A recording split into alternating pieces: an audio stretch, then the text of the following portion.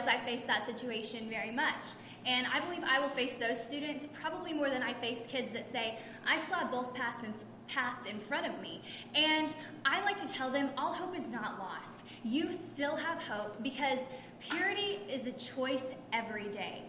Abstinence, some people say it's a one-time deal and you're out. But purity is the choice to wake up each day and say, I'm going to make each day the very best that it can be. And that's something we all can relate to, because we all get up every morning just like everyone else and say, we're just living life.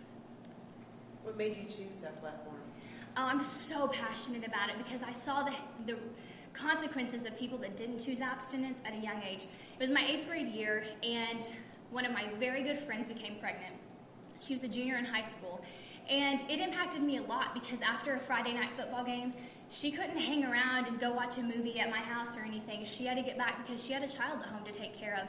And there was a really bad epidemic in my school. And I saw firsthand, the high school football players that were so tough that would come home from visiting their baby they adopted a couple months ago just crying and bawling and coming back to school Monday and telling us how much it emotionally broke them. So I saw the social aspect, losing my friends to it, and I've seen the emotional aspects from my friends. Tell me about Too Much to Lose. Is that related to your platform, or is that some other organization? I believe it works hand in hand. It is actually helping promote, it's Too Much to Lose, preventing underage drinking.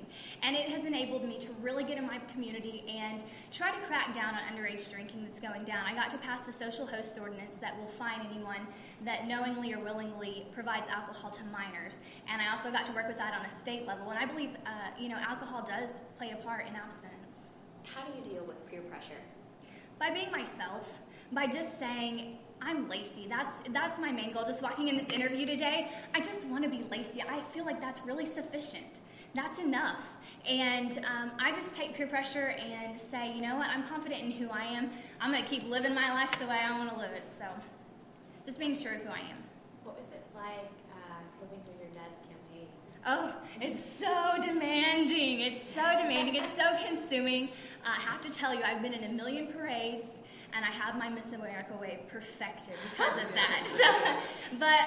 I'm in a ton of parades, rodeos, every social event ever. But the greatest thing I took from it is respect.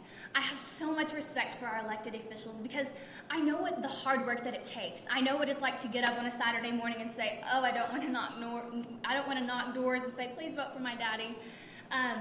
But they put so much heart into it. They're really dedicated to it, and I respect them so much because they really invest in the lives of others through their leadership efforts serving our country and my state in Oklahoma.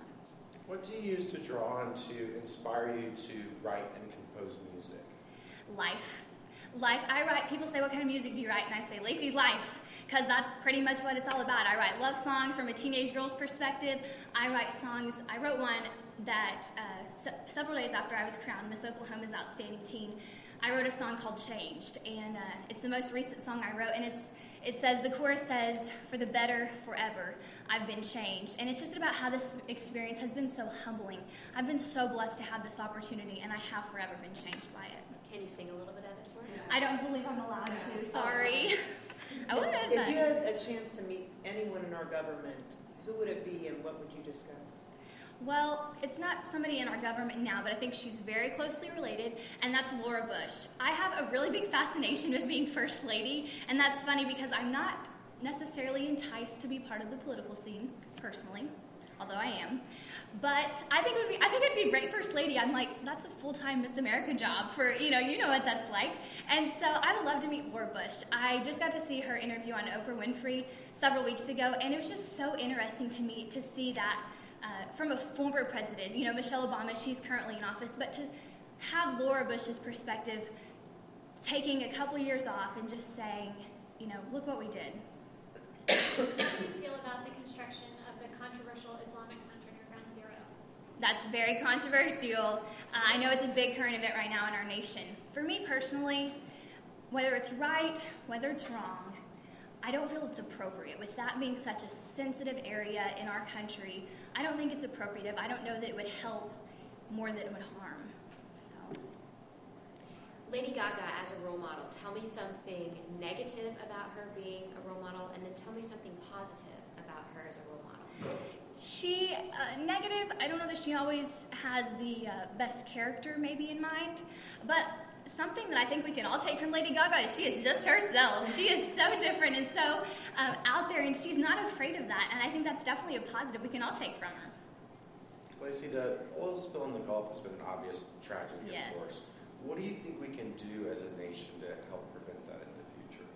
By being responsible with the choices we make, by weighing the consequences of our choices before we take the actions and before we initiate those kind of consequences.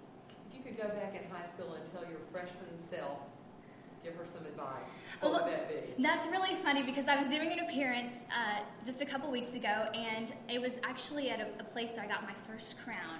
It was through a church organization thing that we do, and you have to go through a lot of different curriculum, and you get a little tiara, and it's a big celebration. Well, I got to go as Miss Oklahoma's Outstanding Teen this year, and it was so exciting, and I thought, I used to look at myself, I was a chunky little girl, I always thought I was bigger than everybody, I was taller than half the boys in my class for a long time, and I thought, what if I could see myself now?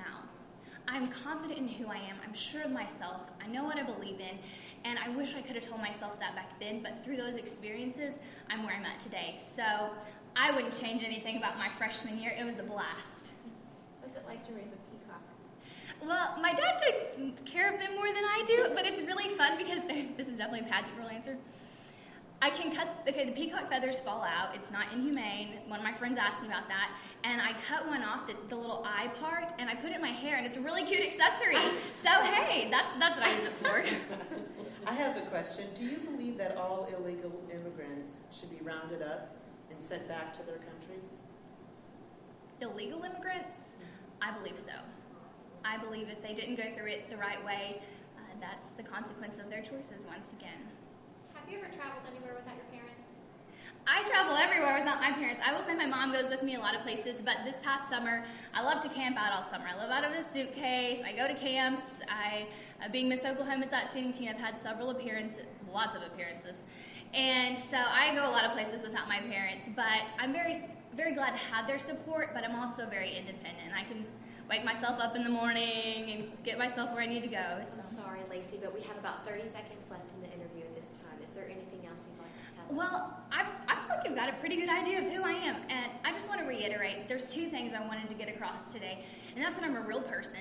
I'm your average all-American girl, but I do strive for excellence in every endeavor of my life, and I believe that would equip me to be a great Miss America's Outstanding Teen. So I just want to say thank you, and I want to ask you for the job of Miss America's Outstanding Teen. I feel like this is what I was made to do, so thank you. Thank you.